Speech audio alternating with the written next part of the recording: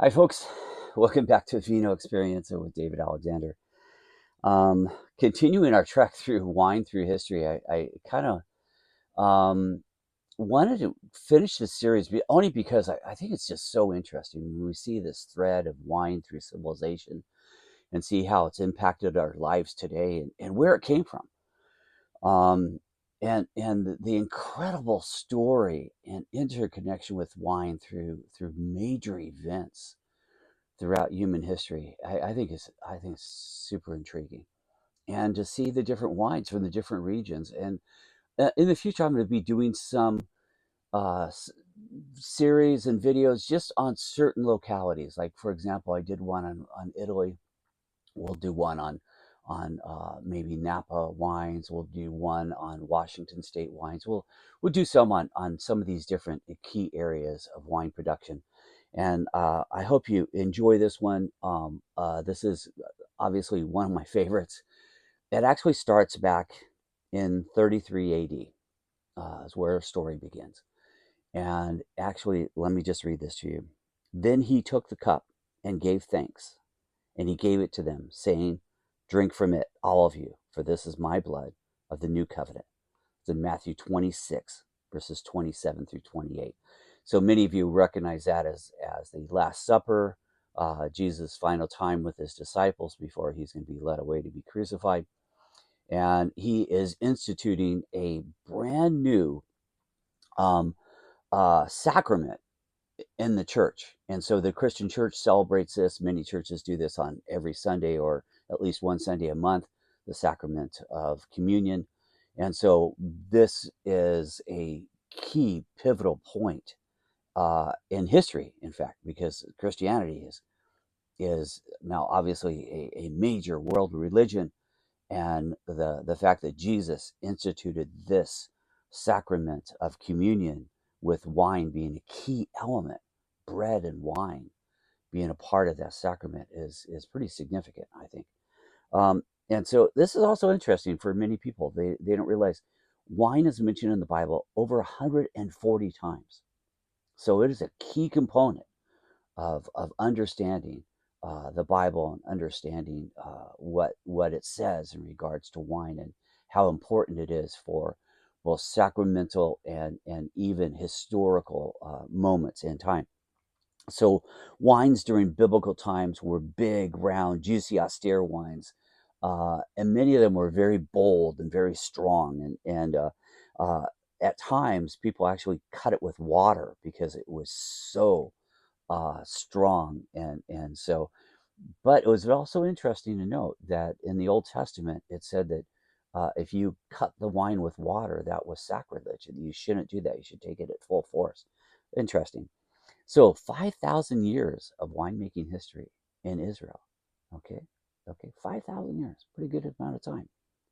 Let's look at modern Israel for a moment, because the thing is obviously we can see what's happened in the old times and at the time of Jesus and definitely time before that. Um, but in modern times, in the 1800s, a man named Baron Rothschild, who was the owner of Chateau Lafite Rothschild, attempted to pioneer a new age of Israel winemaking. Because many times what happens is countries develop a regional winemaking that basically stays within their own region, and it doesn't really get exported much.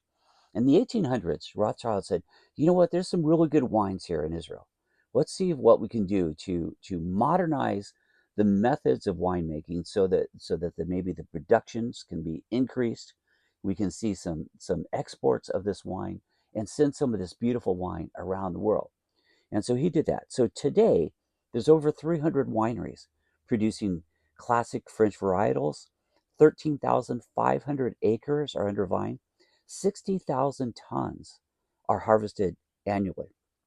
And Galilee, one of Israel's largest wine regions, and the Judean foothills contain 3% of Israeli vineyards. So let's taste some Israeli wine. Okay, guys. Here we have today one of my favorites. This is Binyamina, and this is a Yogev 2023 Cab Sauv. Let me put that in there for you. This is a Cab Sauv Syrah blend. Now, a lot of people said, well, what was the wine that Jesus was drinking during the Last Supper? What was it? What kind of wine was it? Well, uh, people have deduced it probably was very close to a Syrah or a Cab. And this is going to be doing that same thing. And what's interesting in this 13.5%, this is going to be 55% Shiraz and 45% Cabernet Sauvignon. And the this was actually grown in Galilee. So you know what? Very easily, wines just like this could have been the ones that wines that Jesus drank. So let's test this one out and see what we think about this. This has always been one of my favorites. Let's see.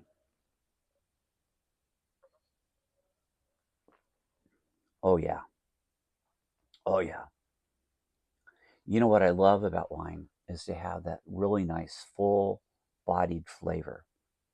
It begins with fruit, and then develops into some nice mid palate spices, and then it has a really nice softer finish, but doesn't die at the end. It has to have some life to the finish of the wine, and that's what this one does.